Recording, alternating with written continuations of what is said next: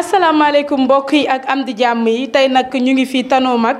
doon fi teewee cérémonie de présentation de programme de la coalition Joal Fadiouth moo ñu ñor mbokk yi tey nag salle bi feesoon na dell ba foo sànni mbàtt mu takk li ko waral nag mooy mbooloo mi yépp dañoo toog di xaar suñu futur maire di docteur Cheikh Tidiane Seck.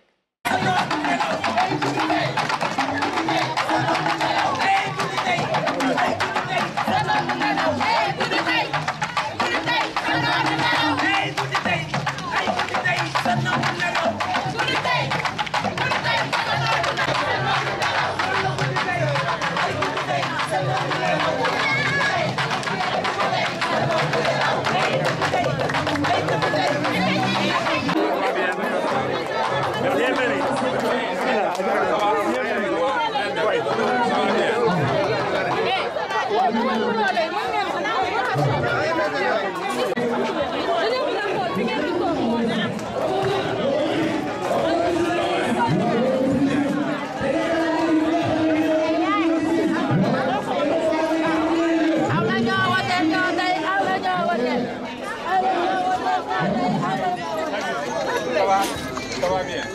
Lu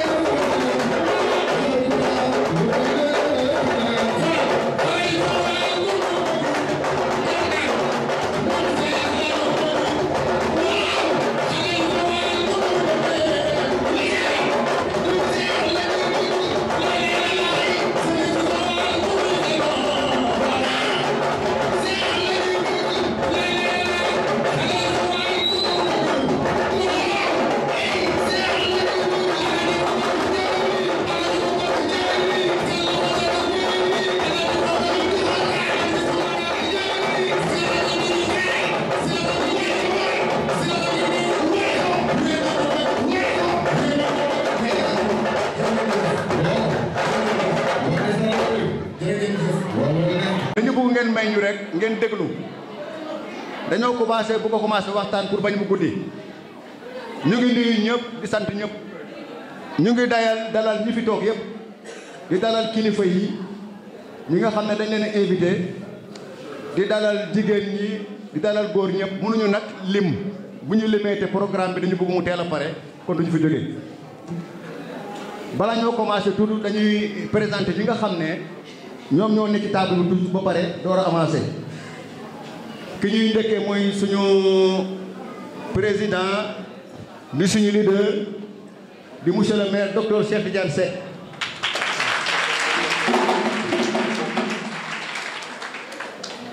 bu ñu fa jógee ñu présenté suñu doyen ku ne xam ko ci Joal mu def lu bëri mënuñu ko lim muy suñu doyen Pa Talla Sène bu ñu jógee ci allo bu ñu jógee ci Pa Talla Sène ñu présenté leen suñu soxna si toog nii muy Sukay Samba boo gisee ma présenté Pa Talla Sène du may wax kuy Pa Talla Sène su ma waxee docteur Cheikh du ma wax kuy docteur Cheikh mais su ma nee Sukay Samba dinaa wax Sukay Samba une minute mu bien quelques secondes rek mooy soxna si toog mooy jiite suñu liste proportionnelle parce que élection yi dafa am majoritaire maire bi docteur Cheikh moo ko jiite proportionnel ñu jël respecté parité liste yi Joal yëpp bu ngeen xoolee ñun ñoo fi respecté parité depuis 2014 ñun rek waaw ñi fi jaar yëpp bëgg a falu conseil municipal moo tax bu ñu yoree seen liste daw làqu ci proportionnel ñu bëri mooy li nga xam ne boo gañewul nga mun a doon maire moom mii lañ jiital muy Sukay Samba di doomu monsieur Samb mi doon jàngale ci école Waly Diouf jàngal ñu bëri fii mooy Sukay aussi nekk professeur ci CM Lamine Senghor professeur day jàngale foofu kii bu ma nee monsieur Samb tam dinaa wax kan mooy waajuram bu jigéen muy Ami Sarr di rakk ci Mame Mberou Sarr donc fii la juddoo moom doomu dëkk bi la moom lañ jiital comme jigéen ci liste benn bi bu ma ñëwee ci kii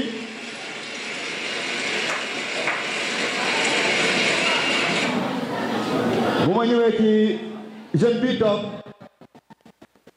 wax fii la nekk fa waajuram nekk étudiant lépp lu étudiants yi jiite moom moo koy jiite ba pare jiite jeunes yi nga xam ne ci biir parti bi ci Joal Fadiouth ku ko xam sanc de Caritas papam Poli Fay la tudd xam naa mun na am ñu ko xam ñu bëri maa ngi jégalu balaa ma doon ba day fattu balaa ma doon jóge ci docteur Cheikh sax dama waroon tëb ñëw ci ki nga xam ne mooy François Ndong da ngay jóg taxaw parce que dama la xaw a fàtte waaw fàttewu ma la waaye présentation ma demee noonu kii taxawal tuuti faral kii mooy François Ndong nit ñi buñ ko gisee mu ànd ak docteur Cheikh Seck doom la ci Poli Ndong jamonoy Poli Ndong ku ne xamoon ne diggante Cheikh Seck ak Poli Ndong Poli bëgg Cheikh Seck trop ba élection yi passé tey bu ñu booloon li Poli Ndong am boole ko Cheikh Seck am ki falu tey du falu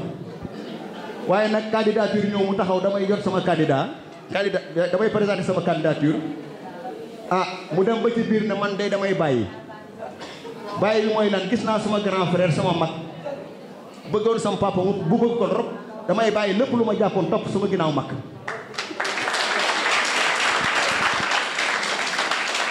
kon loolu defe naa lu rafet la François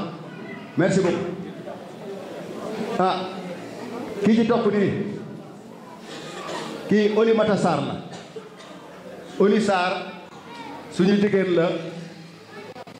Nduba gi la dëkk di toog ci Pa Babou Sarr ñu bëri am nañ xam nañ ko am nañu ko xamul waaye dama leen di wax tuuti ci moom rek dafa nekk koo xam ne ku sincère la ci biir ñi sincère parce que su ma nee sincère lim ko day bëri parce que ñi fi ñëpp dañoo sincère te dañoo dëggu parce que bu ñu dëggaloon nit ñi am na ñu bëri fii duñ fi teew te loolu rek moo am solo moom mi Oli Sarr suñu jigéen la ànd ak Cheikh àndul ak moom ndax politique dafa ànd ak moom ci lu bëri ba pare am na fu mu ko féete ci biiram jiite nag nekk ci jigéen ñi bokk ci ñuy jiite njiit bu rafet kon Oli ñu ngi lay sant bu baax ñi ngeen di gis nag ñi ci ginnaaw yëpp ak ñi am nañu toog fii ñëpp bokk ànd nañoo Cheikh depuis kenn xamul yàgg na mënuñu lim ñëpp bu ñu fi nekkee dañ fiy fanaan mais ñu ngi sant ñëpp comme daa guddi kàddu yi dañ koy xaw a gàttal ndax ñi war a wax dañoo bari man damay présenter rek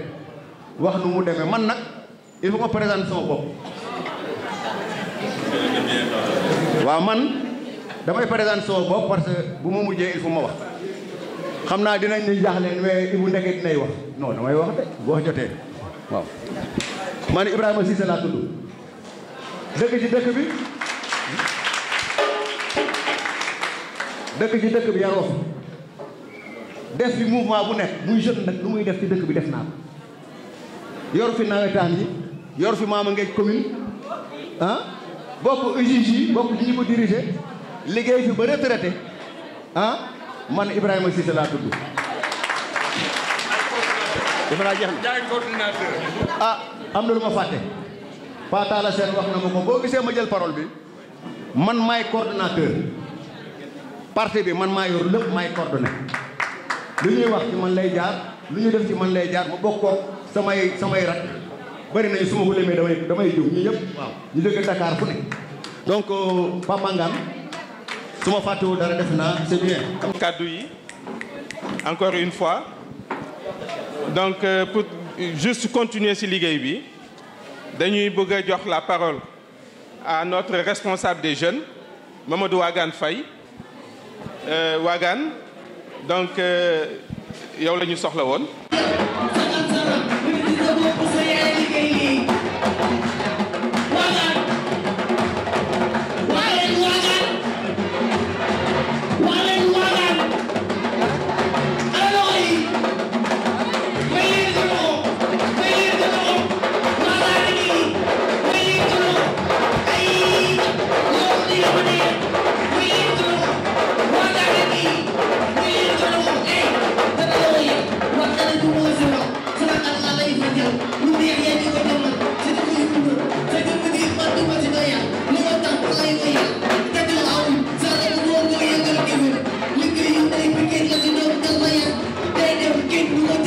mooy nuyu ñu teew ci mbooloo bi yëpp ku nekk ci tur ak santam bien vrai nag am na ñoo xamante ne ñoo ngi xàmmee seen visage mais duñ mën a jaar ci tur yi donc ba tax na ak temps bi dañ koy mën di gàttal mais jàpp leen ne ñoo ngi leen di nuyu ku nekk ci turam ak santam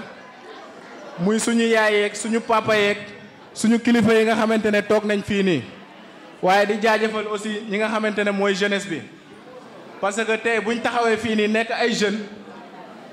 bu nekkoon amaana bu nekkoon feneen dañuy toog sol t-shirt wala leneen wala topp di tëgg di fecc waaye tey bu ñëwee fii nii ñu responsabiliser ñu jox ñu soxla suñu xalaat ak xam-xam ab néew li nga xamante ne am nañ ko si donc dañuy jaajëfal ñi nga xamante ne mooy tonton Cheikh mii ne ak ñi nga xamante ne ñoom lañ àndal ak toute la coalition Joal Fadiouth moo ñu ñor.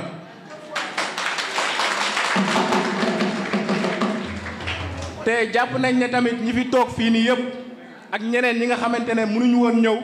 wala amoon nañ problème mu transport wala leneen wala ay xat-xat jàpp nañ ne aussi Joal Fadiouth moo leen ñor ndax ñun fii lañ juddoo fii lañ màggee fii lañ yaroo Joal defal nañu lépp donc tey buñ taxawee ba am tuuti wala ab dara lu nekk suñu bopp yoon la ñu ñëw delloowaat ko Joal Fadiouth moo waral ñun ñëpp suñu teewaay fii nii. donc kon jeunesse bi man mënuma def leneen lu dul jaajëfal leen di rafetluwaat ci seen engagement xam ne réew mi kenn du leen ko defaral ñun ñoo koy defaral suñu bopp kon nag Joal Fadiouth aussi ñun ñoo koy defaral suñu bopp tey bu ñu xëyee ñun ñooy gis suñu yaay yi li ñuy daj ñun ñooy gis suñu papa yi li ñuy daj donc tey ñun la ñu war a mën a xar suñu tànk tubéy xool fi nga xamante ne suñu réew suñu Joal Fadiouth kan lañ koy dénk ak nan lañ ko koy dénkee nekkul ne da ngay ñëw rek neexal ñu wala da ngay ñëw jox ñu loo xamante ne gannaaw suba day jeex wala gannaawaati suba day jeex waaye ñun dañoo jàpp ne loolu nga koy def nga jël kër gu nekk kenn nga xool noo def ba kooku noonu mën di ko indil papam ak yaayam moo gën te ñun ci loolu noonu lañ taxaw ba tax na nag du ma nekk di guddal wala leneen waaye damay ñëwaat rek si quelques problèmes yoo xamante ne jeunesse su Joal Fadiouth ñoo ngi nii di ko jànkonteel fii nii boo gisee Joal Fadiouth bu ñu nee Joal Fadiouth dëkk sport la te tey jii ñoo ngi nii maanaam 19h bu jotee dootuñ mën a fubal donc problème mu sport am nañ ko ak benn stade boo xamante ne depuis buñ juddoo wala avant ñoo juddu ba léegi moo ngi fi nekk mel état boo xamante ne dañuy rus sax dinaan ñu Joal Fadiouth lañ dëkk wala premier président de la République du Sénégal fii la dëkk donc nekk na honte boo xamante ne ñun ñoo ngi koy jànkonteel te tey jii nii stade bi bëgg nañ koo xamante ne dinañu ko mën a réfectionnel ba nga xamante ne ñun nañ ci mën di fubal wala ñeneen ñi nga xamante ne yeneen sport yi nga xamante ne ñun ñoo ngi koy am au niveau de Joal Fadiouth parce que Joal Fadiouth en dehors d'être leneen benn ville boo xam ne ville sportive la donc tey bu ñu nee lutte on a des champions yoo xamante ne mën nañ leen lim que ça soit ay Yékini ay ñeneen ak ñeneen bu ñu nee culture am nañ ñeneen bu ñu nee sport am nañ ñeneen éducation am nañ ñeneen donc Joal Fadiouth nekk na ville boo xamante ne wala commune boo xamante ne il y a toutes les ressources yi nga xamante ne pour développer wu la et je vais donner l'exemple de Malicounda il y a de cela quelques années plus tard boo demoon bu ñu la fa mayee kër da ngay naan bugguma waaye tey jii nii Malicounda nekk na commune boo xamante ne il est opérationnel il est compétitif au niveau national et international te loolu noonu am maire boo xamante ne dafa dëggu maire boo xamante ne dafa xam li muy def maire boo xamante ne nekkul di naxanteeg ak askanam moo ko waral te donc tey ji ñun buñ demee di génn di gis loolu noonu buñ ñëwaatee fii nii aussi ñun bëgg nañ suñ Joal boobu noonu fuñ taxaw di ko ndamoo te bu boobaa nag il va falloir ñu xool kan la ñuy dénk suñu réew ba tax na nit ñi bëri nañ fi candidats yi bëri nañ fi mais ñun ñoo taamu la coalition Joal Fadiouth moo ñu ñor parce que moo ñu ñor te aussi nit ñi nga xamante ne lañ ko sékkal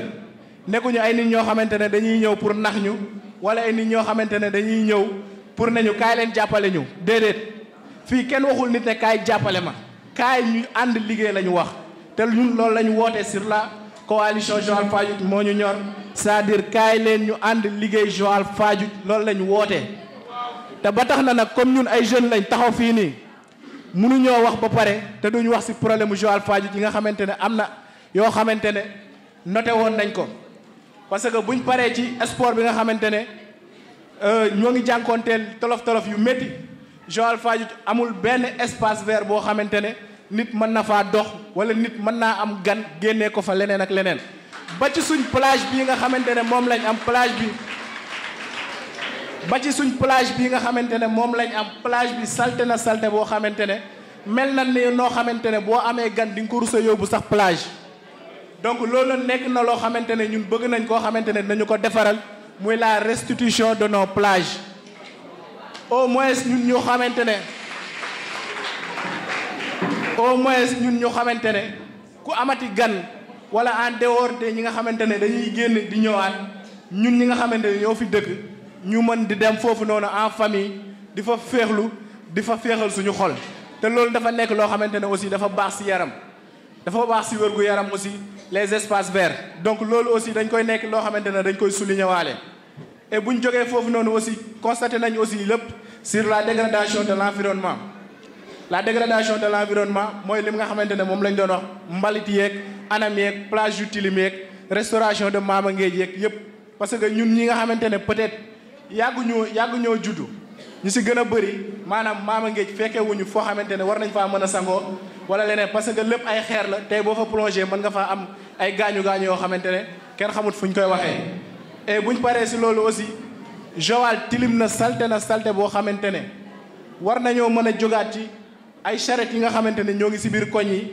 wala ay auto UCG yoo xamante ne ñoom ñooy xam di bu mbalit bi wala di xool nan lañ koy defee ba di ko stocké te mbalit boobu aussi buñ ko stocké am nañ transformation yoo xamante ne war nañ ko see mën a def donc loolu noonu yëpp ay infrastructures yoo xamante ne soxla nañ ko pour aussi pour mën a wàññi taux de chômage bi nga xamante ne ñoo ngi Joal.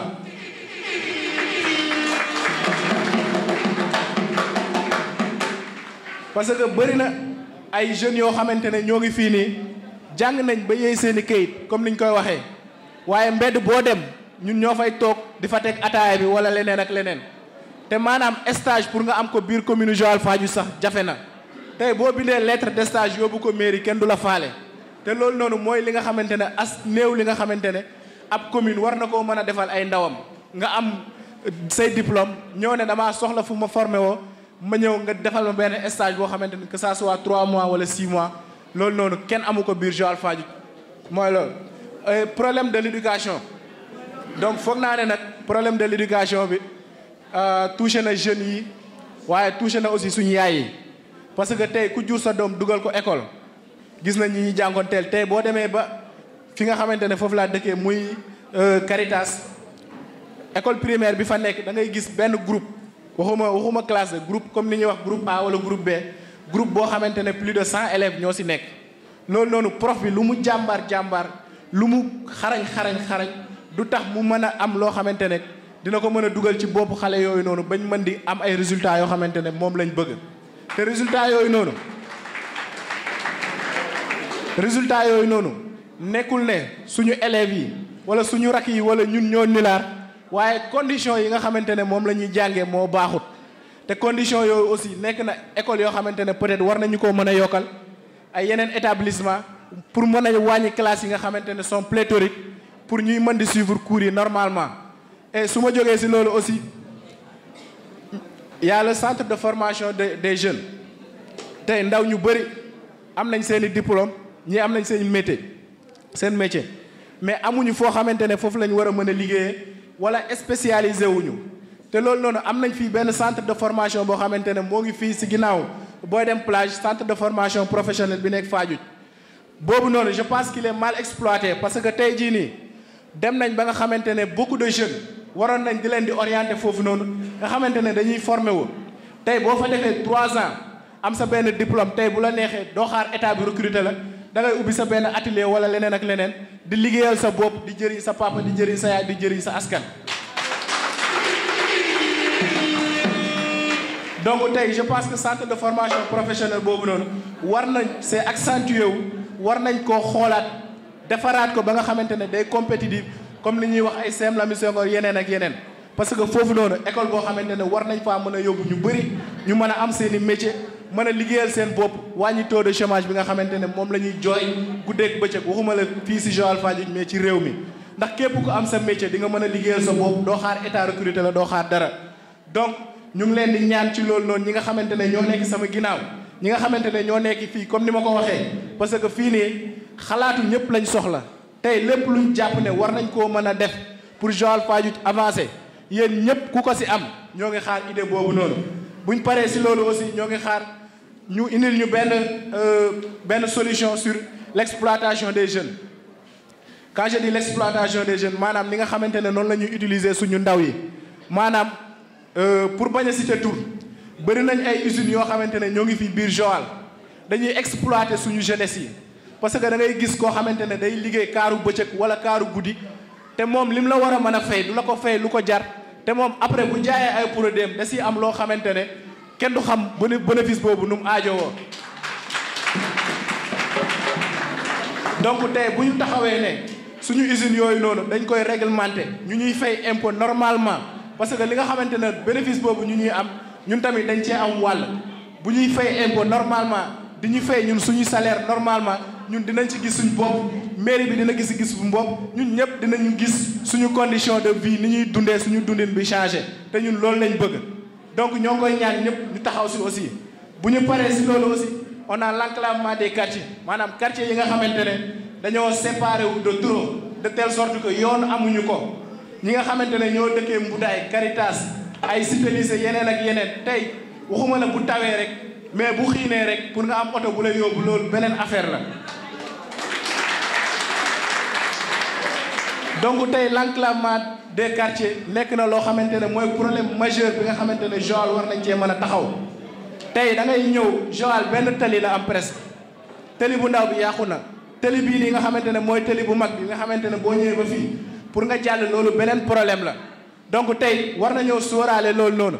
quartier yi nga xamante ne sont des quartiers éloignés ñu defal leen électrification bu ko jar fi nga xamante ne tëli bu ndaw bi la am na ay poteau wala am na électrification ba pare jarul ñu koy électrifier nañ ko yóbbu waa Mbudaay wala waa ñi nga xamante ne ñoo nekk ci ginnaaw ca àll ba ñu defal leen loolu pour 20 heures ñoom ñu mën di génne di doxi seen soxla waaye 20 heures ñu fàttu loolu du yoon parce que ñoom si Joal Fadiouth lañ bokk si Joal Fadiouth ñoom dañuy voter am nañ seen i carte am nañ seen lépp donc si Joal Fadiouth lañ bokk dañ leen war a considérer ba tax na ñëpp ñi nga xamante ne ñoo ngi foofu noonu aussi soxla nañ seen xalaat soxla nañ nan la ñuy war a mën a def ba problème yi ñuy jànkonteel ñu résoudre ko mënuma weesu si loolu noonu parce que boo waxee insécurité waxoo yoon wax yoon ba pare loolu noonu faw nga wax si insécurité parce que insécurité mooy ëmb loolu noonu yëpp électrification yoon yu baaxul faw nga am insécurité nag ñëpp a ko xam biir Joal tey benn police lañ benn gendarmerie lañ am gendarmerie boo xamante ne buñ dàqijee benn sàcc jeex na ay bëriwuñu xam naa nekkuñ sama ginnaaw sax waaw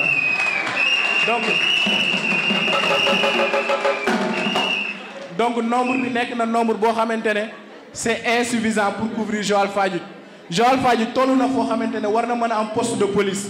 Joal Fadiouth toll na foo xamante ne war na mën a am sapeur pompier ñaata station de service ñaata station d'essence moo nekk ci entre port balaa ngaa dem port di nga mën a jot 10 stages balaa ngaa jot port entre fi ñu doon naan guy gi ak port di nga war a mën a jot lu mot 10 station d'essence yooyu noonu amul benn sapeur pompier wala police boo xamante ne war na mën a gérer sécurité am donc tey ñun ñëpp suñuy dund wala suñu doom yi wala leneen ak leneen suñu dund nekkul en sécurité donc loolu noonu aussi ñoo ngi si doon bàyyi loo leen xel que loolu noonu nekk na problème majeur boo xamante ne soxla nañ ku ñu analyser ay solution donc pour bañ a guddal maa ngi gërëmaat ñëpp di sant ñëpp rawati nag les jeunes parce que man moom jeunes yi laa amal affaire en plus jeunes yi ñooy ñi nga xamante ne ñooy plus de 50 wala waaw ñooy plus de 70% de la population de Joal donc tey changement bu amee yéen a ko woote bu nekkee changement amut da ngeen préféré ànd ak ñi nga xamante ne ñoo fi nekkoon kon loolu noonu toor bi nekkatul suñu papa yi suñu yaay mais toor bi si ñun la te foog naa ne ñun ñi nga xamante ne ñooy population de Joal Fadiouth nekk ay ndaw nous sommes assez matures pour nekk loo xamante ne war nañoo mën a ñëw fii nii di jël suñu Joal Fadiouth di ko jox koo xamante ne mook ñi fi nekkoon ñoo yem wala mook ñi fi newoon ñoo ànd wala kooku gëmuñu donc je pense que message bi c'est assez clair ñun Joal Fadiouth moo ñu ñor amul leneen tant que c'est pas bleu c'est pas bon bu bleu bi rek nañu wax ok merci. Merci beaucoup.